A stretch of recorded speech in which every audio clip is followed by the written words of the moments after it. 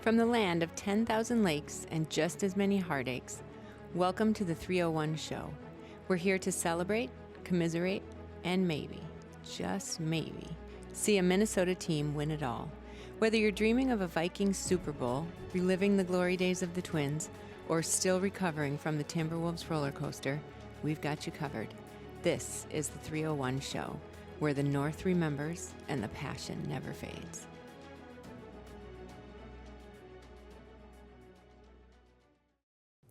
All right, welcome back to episode 21 of the 301 Show. The Wild season is over. We'll go over some playoff recaps, plus we got more to talk about this offseason and what they should do. The Wolves, again, are moving on. We'll look at we actually know who they're going to play here in the second round now. Game 1 of that series is tonight.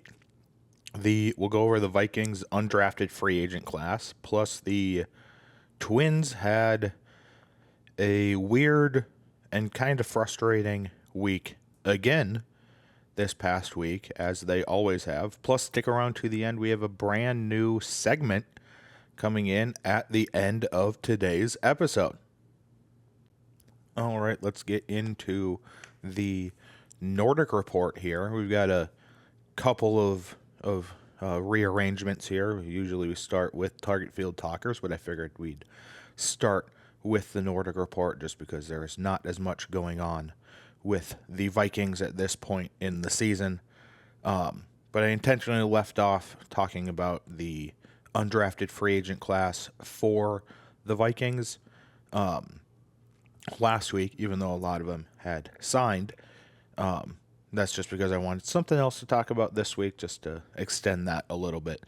So I've got 3 UDFA members from the Vikings signed that I do want to talk about. The first one is Joe Huber. He's an offensive guard from Wisconsin, transferred to Wisconsin after playing a couple years at Cincinnati. Huber can play guard and tackle. He had an 8.93 relative athletic score, or RAS. That is on a scale of 1 to 10, so an 8.93 out of 10. And that is just you make all the positions basically the same and put it on a scale of 1 to 10. Where do they line up? And Next Gen Stats gave us this, has their own scoring, different from the relative athletic score. Next Gen Stats gave Joe Huber a score of 6.14, which was the 8th ranked guard in this draft class. Donovan Jackson, who the Vikings took with pick number 24 in the first round, had a 6.39 score, which was the number 1 ranked guard in this draft class. So they got 2 of the top 8 guards in this draft and undrafted free agent class. The Next Gen Stats scouting report said that he is a good backup with the potential to develop into a starter, which is exactly what the Vikings need right now. Because if Donovan Jackson works out and Will Fries work out, they have their 2 starting guards for hopefully the next 5 to 7 to 10 years down the road, and they don't need another starter. But if Joe Huber can turn into a very good backup, then you don't worry about these guys getting hurt, and you can have depth at that position. The second guy I want to talk about is another offensive lineman, Logan Brown, the tackle from Kansas. He is also 24. A lot of these guys, the reason they go undrafted is because they are 23, 24, 25 years old. They're a bit older. Usually in the NFL, you're looking for 21, 22-year-olds coming out of their junior year. But, so these guys are a bit older. So Logan Brown, 24 years old, tackle from Kansas, played in the Big Ten. All these guys, the 3 guys I'm talking about, all played in the Big Ten. Next Gen Stats gave him a score of 6.16, which is the 13th best offensive tackle in this one. And the scouting report was the exact same as Joe Huber as a good backup with the potential to develop into a starter. And the last one here, 24-year-old quarterback Max Brosmer from the U, Minnesota. Again, he had a 5.83 score on was the 11th ranked quarterback according to Next Gen Stats. His scouting report was average, backup, or special teamer, which, again, the reason I wanted to bring him up, of the three, this had the worst scouting report. But I will say, if KOC wants to take a flyer on a guy, on a quarterback specifically, and says, we could maybe get something out of him as like a decent backup, then again, I'm okay with it. Again, I think J.J. McCarthy is a good prospect. I think if he turns out well here, he should be the starter here for the next, who knows how many years. Hopefully the next, 7 to 8 plus years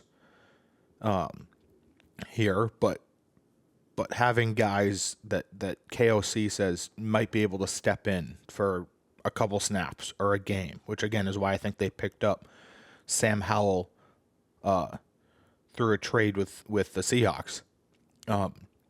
But I think having options at quarterback and if they can develop into people you trust as a QB2 or a QB3, then now I don't think Brosmer is going to be the QB2 this year. I think that is a battle between Sam Howell and Brett Rippon. Probably think it would go to Sam Howell, but could go to Brett Rippon. And then the other one would battle with Brosmer for the emergency QB3. And then Brosmer very well could be, clear waivers and be a practice squad guy. Like, that's another option too for Brosmer at this point. But again, if KOC, who very well seems at this point like he is the quote-unquote quarterback whisperer, if he says, yeah, I'm going to take a chance on this guy, then I'm all for it. I don't think Brosmer is going to have, a 20-year Tom Brady type career in the NFL. I don't think he's going to do that. But if KOC says he can turn into a solid, has the potential to turn into a solid backup, then I completely trust that. But yeah, those Joe Huber, Logan Brown, Max Brosmer, 3 offensive guys coming in here in the undrafted free agency class. Moving on here, let's Sharp football analysis. Warren Sharp, his football analysis, came out with their strength of schedule, and they don't just look at the total win or the win totals from the opponents from the past season. They look at everything, because you could have a team like the 49ers on your schedule who, won, 5-6 games last year, and half their team was hurt. Now, I think the San Francisco 49ers are a better team than a 5 to 6 win team. But if you look at just the win total, that's going to bring your strength of schedule, make it look easier when it actually probably isn't.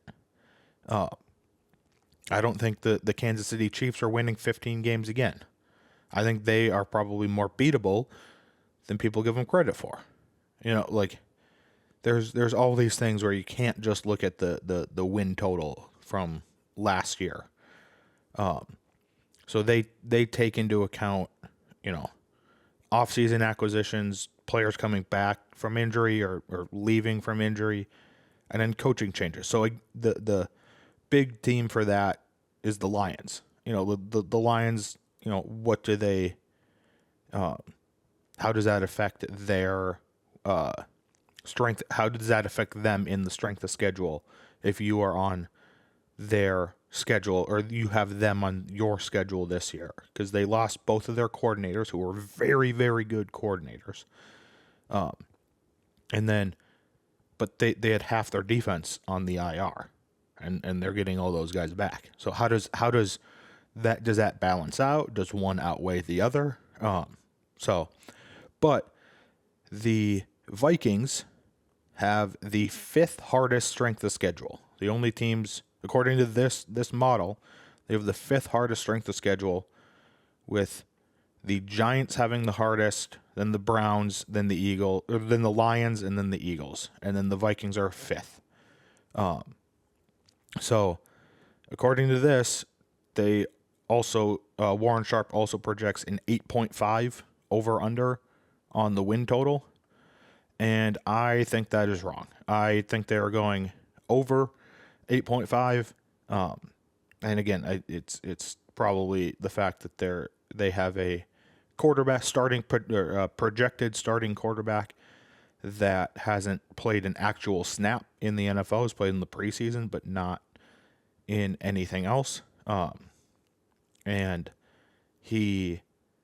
they're probably saying that's why they are only 8.5 on the over/under win total. But again, that's exactly what everybody was saying last year with Sam Darnold, and that is the reason why I trust Kevin O'Connell, is because he was able to win with Sam Darnold when everybody had written him off. He was able to pull out more wins 2 years ago with Jaron Hall, Josh Dobbs, and Nick Mullins than he was with Kirk Cousins at the beginning of the year.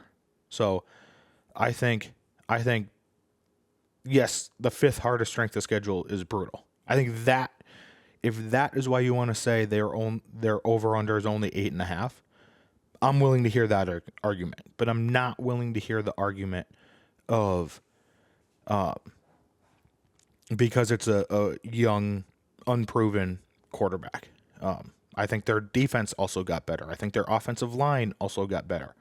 So I think they have gotten better roster-wise this season, and it seems like their win total is half, but almost half of what it was. And yeah, now again, I don't know if they're going to win 14 games again like they did this past year, or 13 or whatever it was. And I don't know if they're going to do that, but I do think they're going to win double-digit games, and they're going to do better in the playoffs. Now, let's move on to the predictions here. So off the predictions that came off the board, we had 0 come off the board for the Nordic Report, which leaves us at the same totals as last week, 15 total correct out of 44 total predictions, for a percentage of 34%.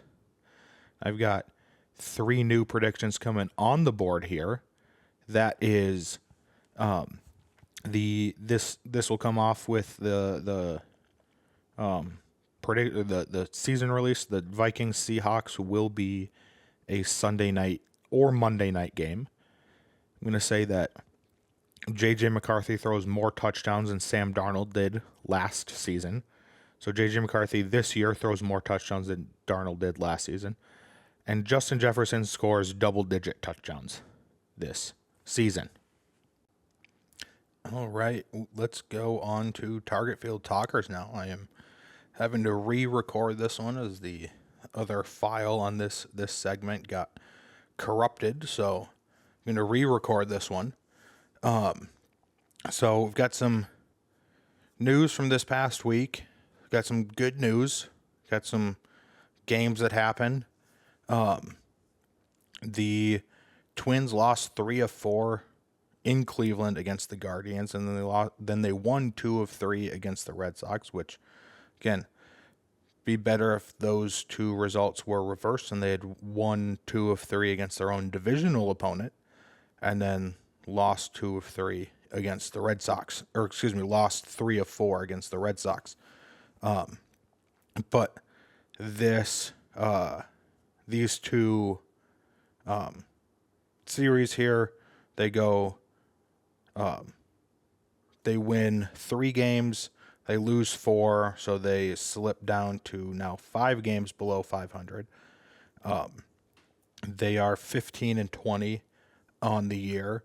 They are in 4th place in the AL Central, 7 games out of first place, and in the wild card race, which is good reason they won 2-3 against the Red Sox was because they are trailing them, but they are in 9th place. They are 4 games out of the 3rd wild card spot.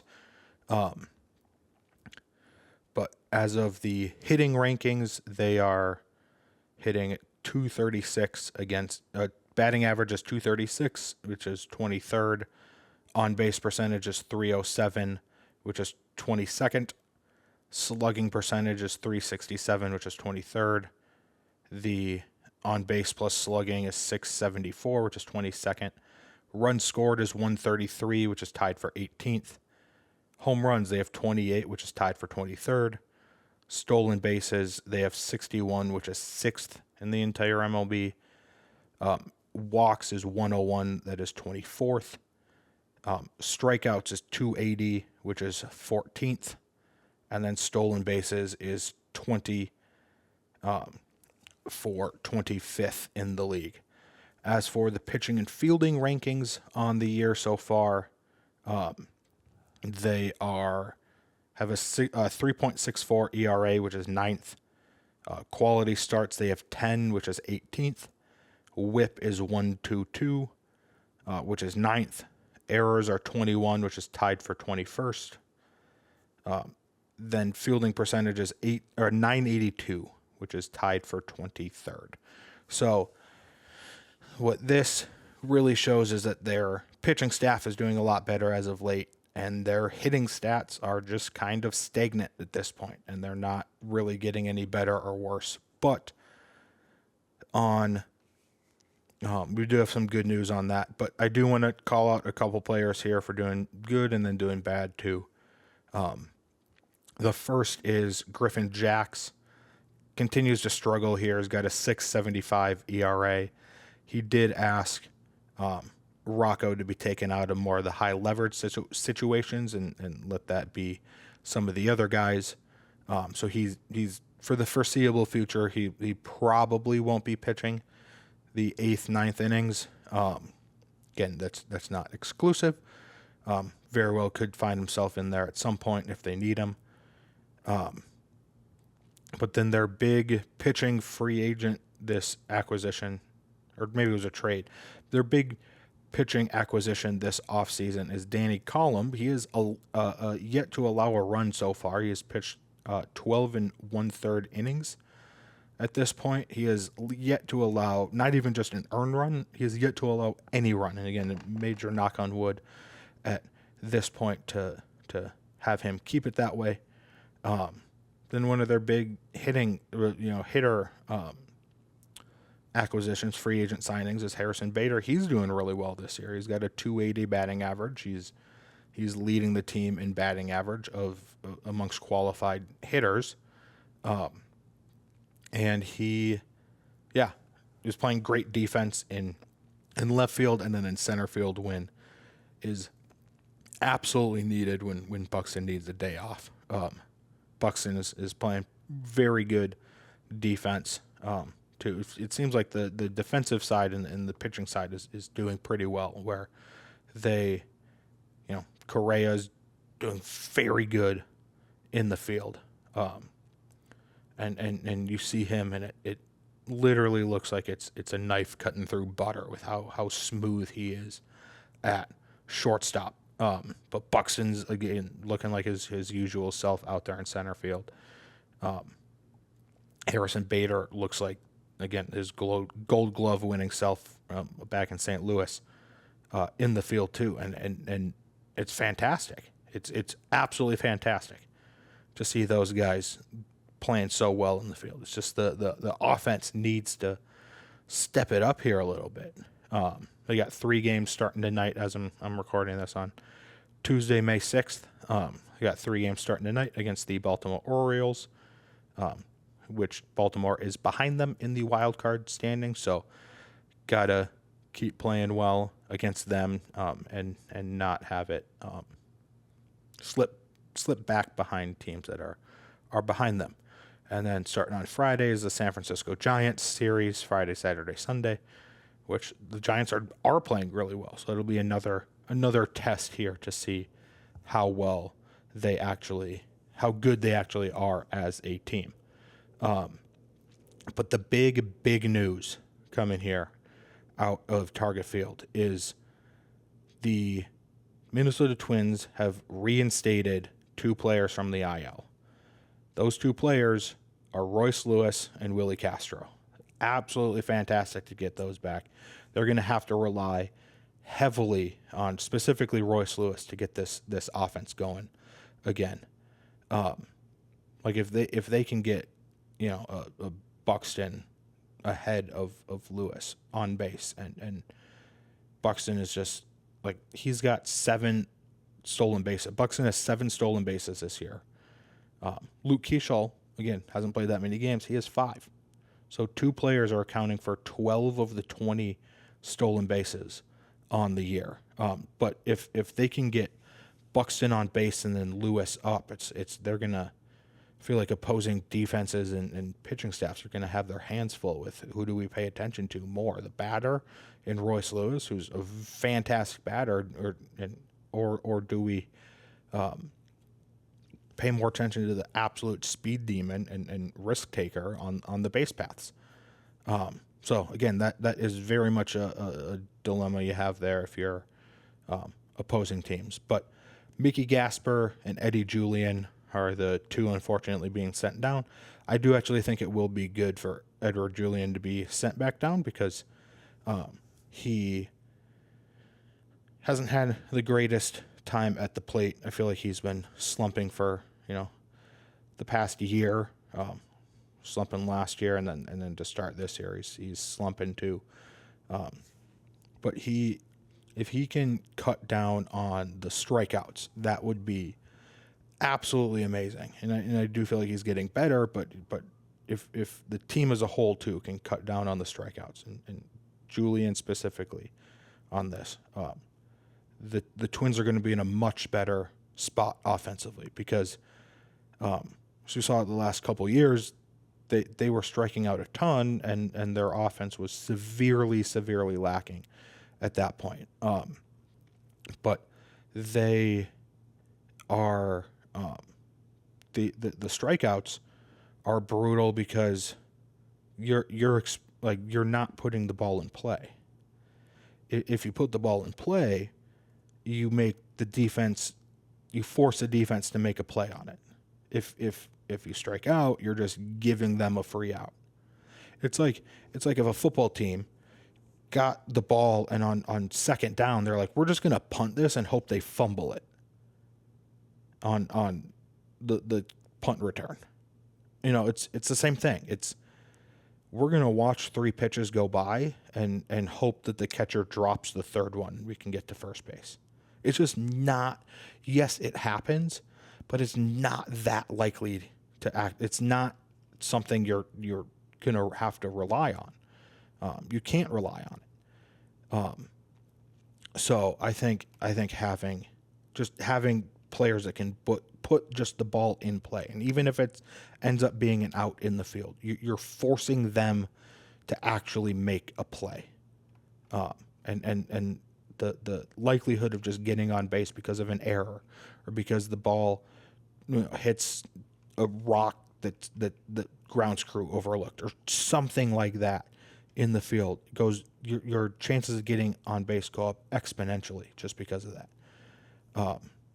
But yeah, so hopefully Castro and Lewis can do that and both return to first half of 2024, Lewis and Castro, because they both slumped in the second half of the year. But if they can both come back and return to that form, this offense looks so much better than it does now. So hopefully they can come back and do that. As for more IL updates, Matt Wallner and Luke Keeschall are both still out with long-term injuries. Don't have a full timetable on when those two are going to be back. If we go over here to the predictions, had 2 come off the board. First is that Brooks Lee will finish April with a MLB average of 300 plus. He did not. That was wrong. And then I said the Twins will get back to at least 500 by May 1st, and they did not. So that was also wrong. So that brings total correct to 3, and then the total predictions at 19, bringing the percentage down to 16%. Hopefully we can get back on the board with some here. Got a couple here. First is that Royce Lewis hits a grand slam within his first 15 games of 2025. So whenever he plays his 15th game, that is when he will have hit a grand slam before that. Brooks Lee will not play for the Saints the rest of this year, so he will be good enough to stay up with the Twins, and he won't get hurt for the rest of the year. And then final prediction is that the Twins will sweep the Orioles in the 3 games starting tonight. All right. As we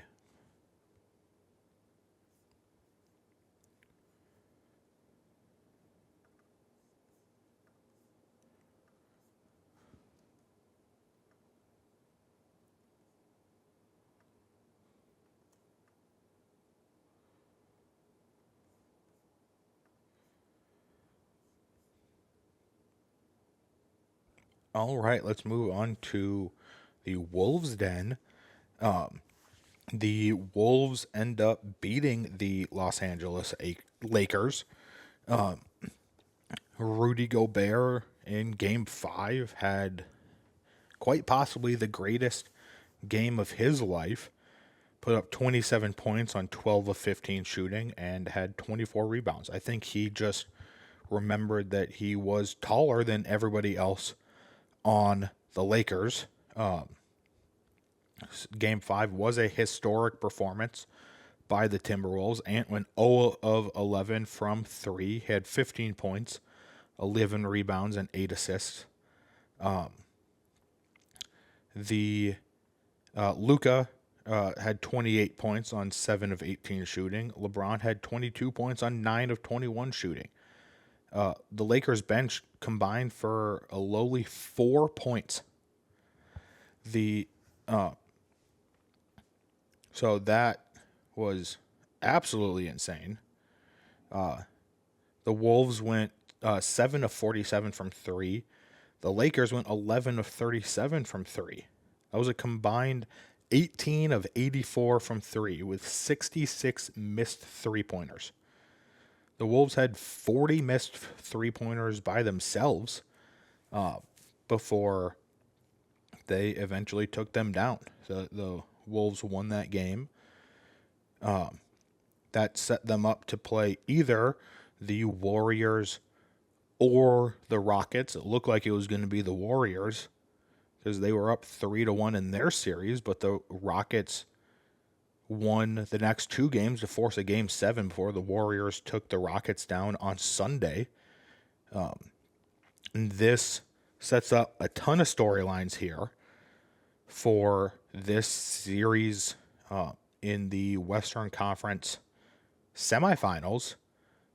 First off, you got probably the worst storyline is just a Chris Finch versus Steve Kerr matchup. You got these two coaches, one of the greatest coaches ever in Steve Kerr and another up-and-coming great head coach too in Chris Finch. The Wolves fans have beef here with Jimmy Butler. It's been, since 2021, it's been over 1,000 days. I think it's 1,200 days since Jimmy Butler has played at the Target Center after requesting the trade out of Minnesota. He just does not. It seems like he just somehow is injured or sick for every single game that his team, whether that's the 76ers or Miami Heat, play back here. Now, the Wolves and Warriors had played each other all 4 times before the trade deadline, so they have not played against each other when both teams kind of have been at their full form just yet. For those of you who don't remember the Jimmy Butler being on the Timberwolves. We traded, I think, Dunn and Zach LaVine to the Chicago Bulls, maybe more than that too. Maybe some picks to the Bulls for Jimmy Butler. And that got them their first playoff appearance since 2004. That 2004 team went to the Western Conference Finals. And the next year, Jimmy Butler wanted a massive extension. The Wolves did not want to give him that massive extension, at least not the amount that he was asking for. So Jimmy Butler decided to sit out the first couple days of training camp. And when he finally showed up, he came back for a scrimmage and decided to play with the third stringers, which he did play with the third stringers. He ended up going up against the starters, and the third stringers won. And then he looked over at the GM at the time, who I forget who it was at the time, and said, "You effing won't win without me." So they traded him and then didn't make the playoffs again until they got Anthony Edwards. So Wolves fans very much still mad at Jimmy Butler about that. Then I also do want to set the story kind of straight there. Kat did say on a podcast that the next day the third stringers are playing against the starters again, this time with Jimmy Butler with the starters, and the third stringers won that scrimmage. So I don't know what excuse Jimmy Butler has for that one, but it is probably because in those types of training camp scrimmages, the third stringers are trying their best to make the team, while the starters basically have known that they're going to be making the team forever, and they are working on specific things to try to get better at those things and get ready for the actual season, whereas the third stringers basically just have nothing to lose at that point.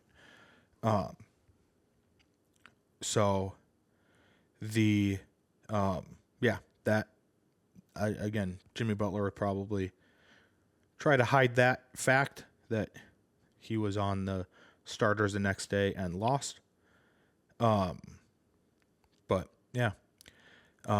Moving on to the final storyline here of this series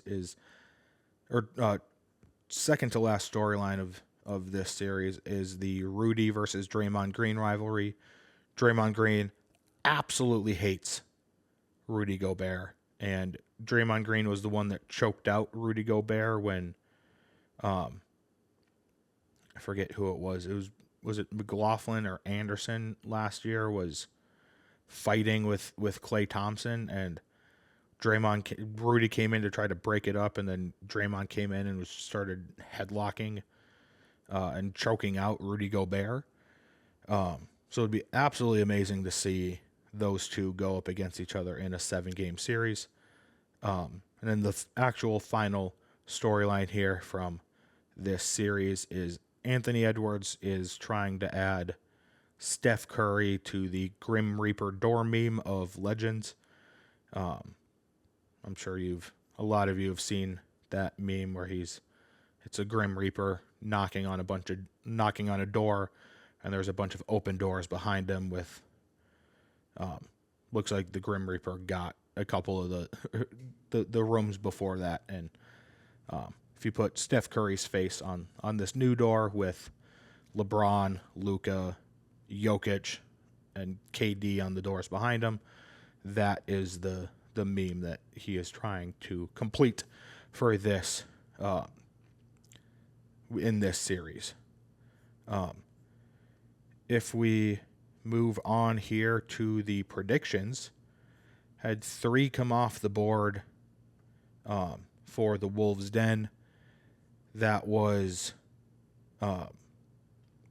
the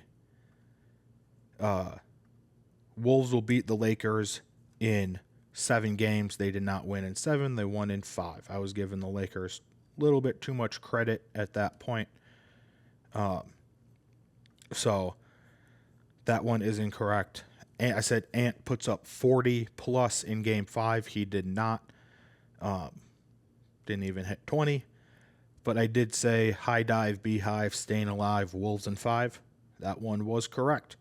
So that brings my total correct predictions to 11 and the total predictions to 43. That is a 26% for the Wolves' den. If we move here to the 3 going on the board, said that Ant outscores Curry in at least 50% of the games this series.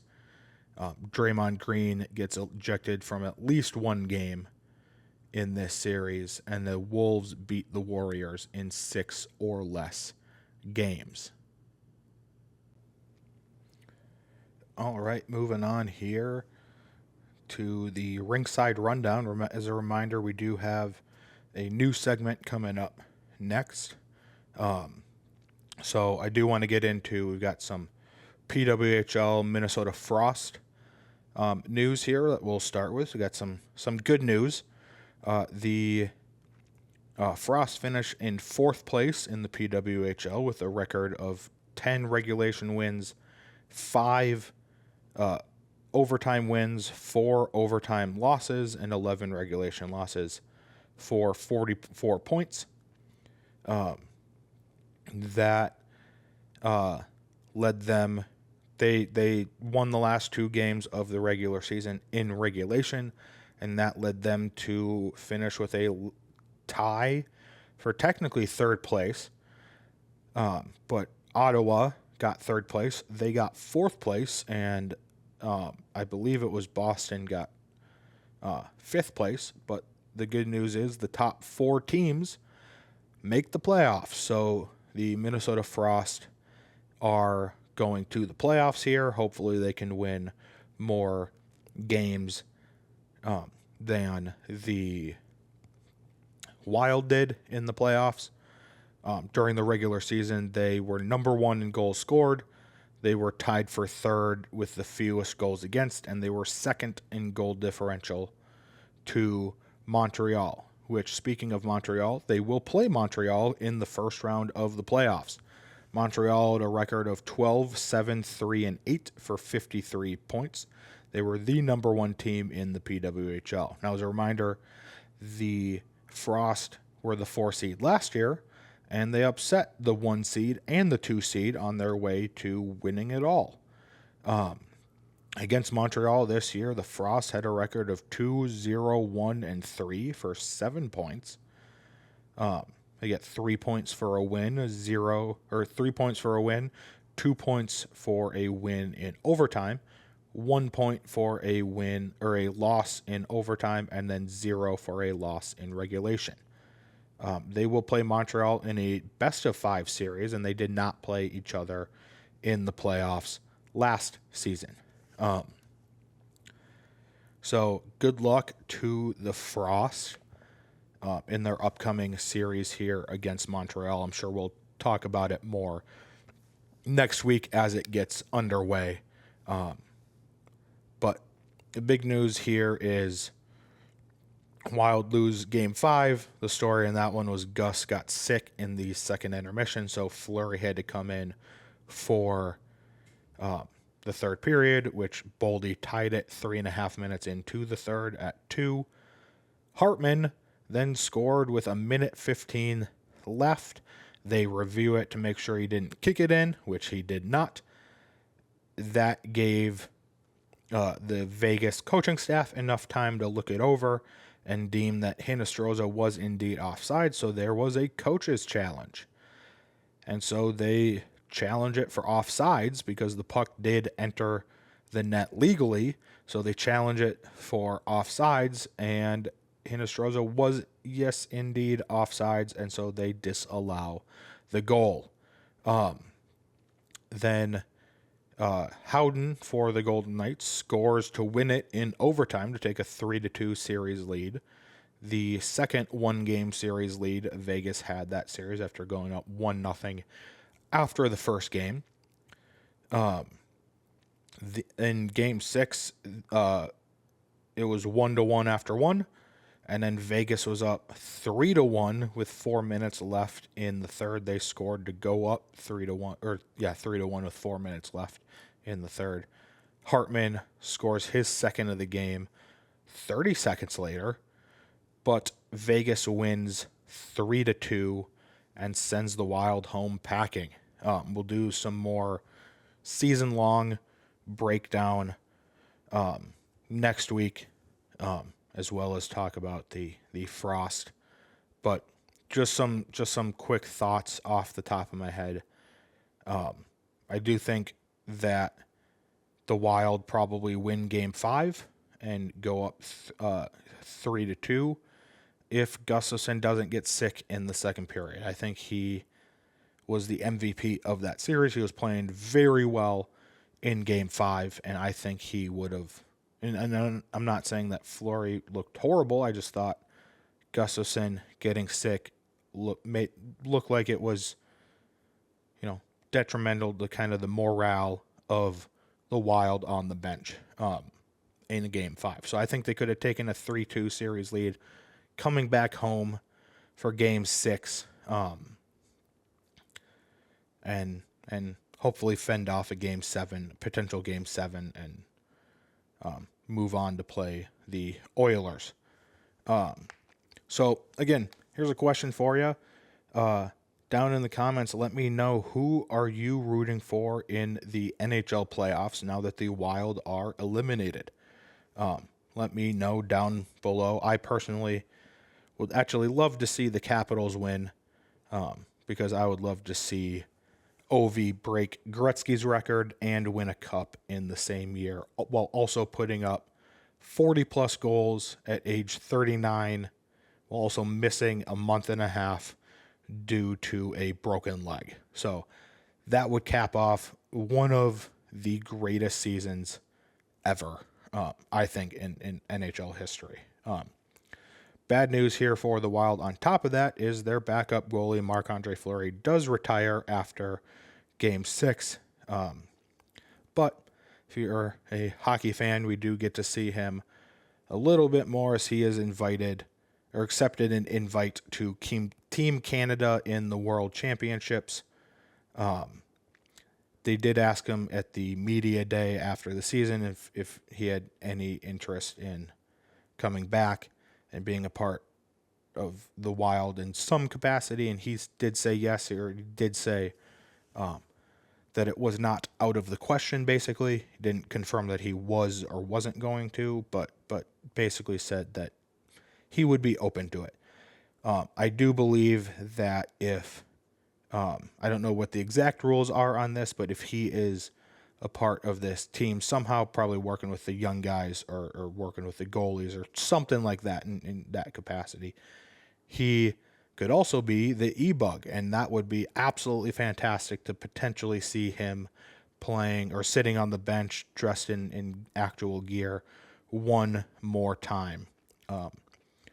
That is my dream of seeing him back in goalie gear again somehow. So hopefully he takes that job. Hopefully he becomes the e-bug here in St. Paul. That is all I have right now. We will move on to predictions here. Had a bunch come off the board for the end of the season, most of them wrong. I did say Marc-Andre Fleury will score a goal this year. Marc-Andre Fleury will record at least one more shutout. I said that after he got the shutout in Montreal, his hometown. Gus posted a shutout in the playoffs. Kirill is back for the playoffs and scores a hat trick. Brock Faber scores a goal in the first round of the playoffs. Wild wins Game 6. Kirill scores at least 2 goals in another playoff game. Gus has a shutout in Game 6. All of those were incorrect. Then the one I did get correct was the Wild win at least 2 games in the playoffs. They did win exactly 2 games. So could have been a very bad beat if I said more than 2 games. But that brings total correct up to 11 out of 47 total predictions, brings the percentage down to 23. That'll bring the overall percentages here for all 4 segments to 40 correct predictions out of 153 total predictions and a percentage of 26%. So I'm hitting about 1 in every 4 being correct.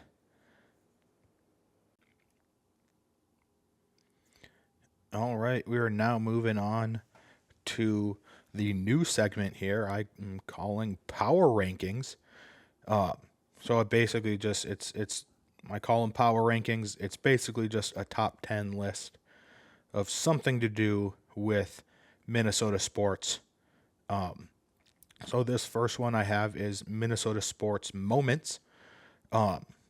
So do want to do a little bit of explaining on this one. It is not an entire game. It is not a single game performance. Those are other ideas I have for future ones. It is one singular play or one singular moment in a specific game. So it won't be the entire game. It'll be just that moment for this one. I do plan on doing more of these. So leave down in the comments what you want to see next. Maybe if you want to see me do just Minnesota in general rankings. I will say, I'm willing to do a lot of those rankings. Do have a bunch of ideas in my mind, but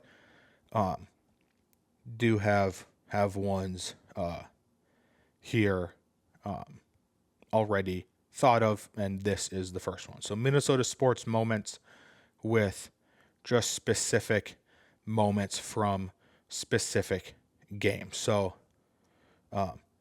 number 10 here. This is a bit funny, but we are this first one is going to be the Rudy Gobert step back over Nikola Jokic in Game 7 of last year's Western Conference semifinal. Absolutely massive moment in that game, which ended up clinching the series for the Timberwolves. And it's made it into the top 10 because it is also just one you do not expect from a guy like Rudy Gobert. So that is why it makes it into the number 10 spot. Number 9, absolute nostalgia for me. It's Alexei Casillas' game 163 walk-off against the Detroit Tigers. You've got the infamous photo of Carlos Gomez jumping up in the air after being the one that scored in extra innings. And so that is number 9 for me. It made it that they won the division just to extend their losing streak even further and give us a little bit of hope before they took it all away against the Yankees in the playoffs that year. And speaking of that losing streak, that brings us to number 8, when Royce Lewis came up to bat against the Toronto Blue Jays in the first inning and hit a 2-run bomb to put the Twins ahead 2-0 in Game 1 of the Wild Card Series. Have not heard Target Field quite as loud as that one. I was watching it on TV, did not go to that game, but that was that home run, and there are many edits of it afterwards. I'm sure I'll find some and link them down below in the description, but absolutely amazing moment in recent history of the Twins finally being able to break the playoff losing streak. So we move to number 7 here. This one comes from the mid-2010s, and it is Nino Niederreiter's Game 7 winner against the Colorado Avalanche in Colorado. So absolutely amazing moment there, as Nino and Kyle Brodziak were going down on a 2-on-1, and Nino absolutely snipes it over Semyon Varlamov's shoulder, and advances the Wild in the playoffs for the first time in what seems like forever, and again, the last time until the next year when they advanced, and then that was the last time they advanced the next year. So, they have not advanced since, basically. But number 7, Nino Niederreiter, will be a Minnesota hockey legend because of that. Moving on to number 6 here, it is Kent Herbeck in Game 6 of the 87 World Series, hitting a grand slam, breaking the game open for the Twins to move ahead and bring that game, bring that series back to Minnesota.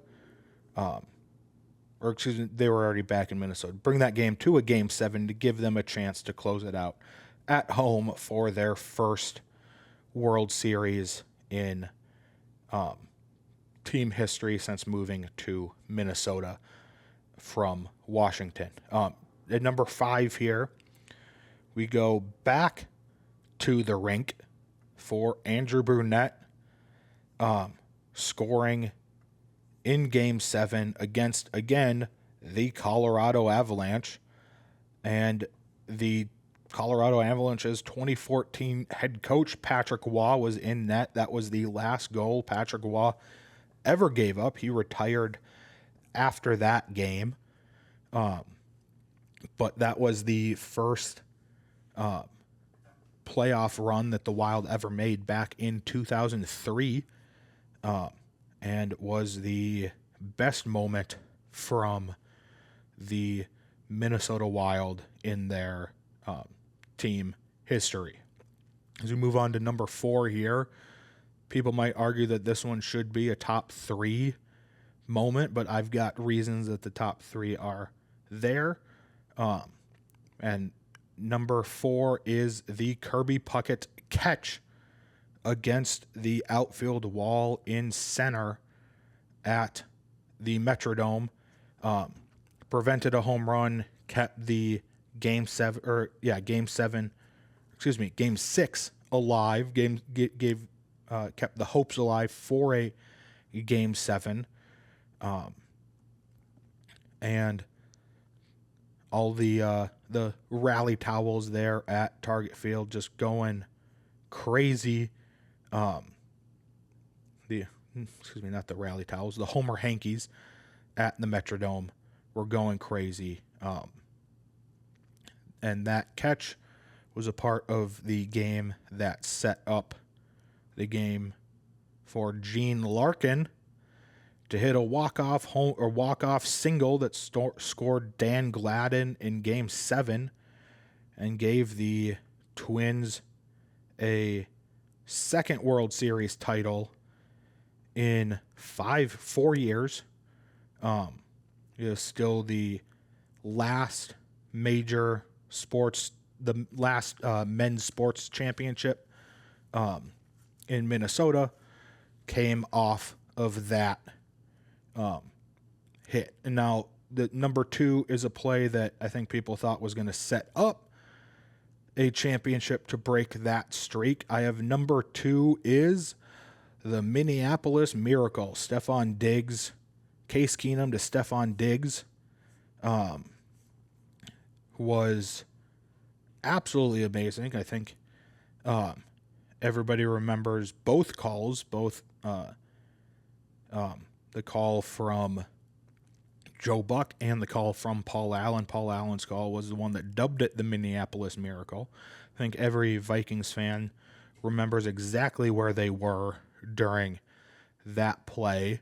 I personally was on my way home from my brother's hockey tournament in Wisconsin. So my dad, brother, and I were in the car driving down 94. My brother and I were leaning out the window just cheering on that cold January night as we heard Paul Allen make that call for that play. But I have the number one moment in Minnesota sports history because it actually set up an actual championship. I have that as Kirby Puckett's walk-off in Game 6 of the 1991 World Series. Led to the Twins winning the World Series that year. It's their first one since they moved to Minnesota from Washington, D.C.